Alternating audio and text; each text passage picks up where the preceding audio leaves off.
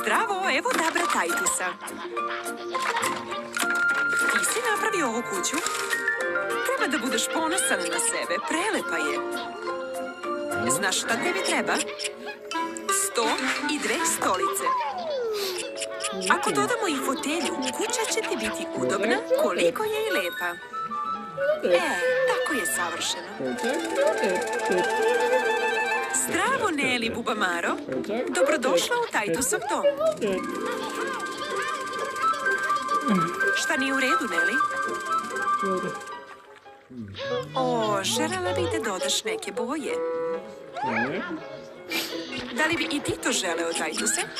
Odlično. Evo šta ti treba. 2 četke za farbanje, 3 kantice farbe, crvena, plava i zelena. I možete da krenete.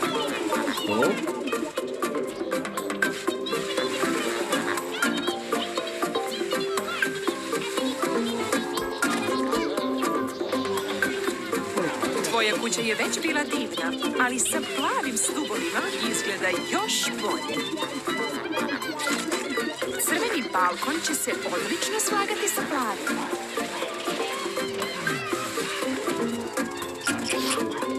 I na kraju, zelena boja za krov. Zar nije smešno, Tajtuse?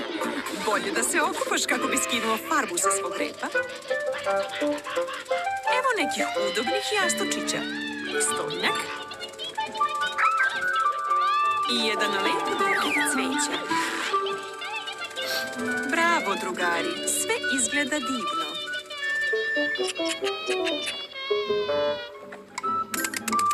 Šta to radiš, Tajtuse? O, da, kuća za Neli. Baš lepo od tebe. Želiš i nju da ofarbate?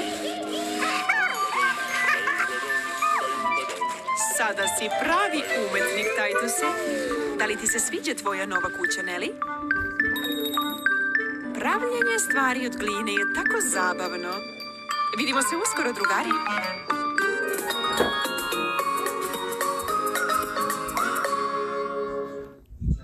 Kako napraviti Dabra Tajtusa? Da biste napravili Dabra Tajtusa, potrebna vam je brown glina, malo crne i malo bele gline, kao i plastična spatula za sečenje. Za početak, umesite brown glinu i podelite je na 5 delova.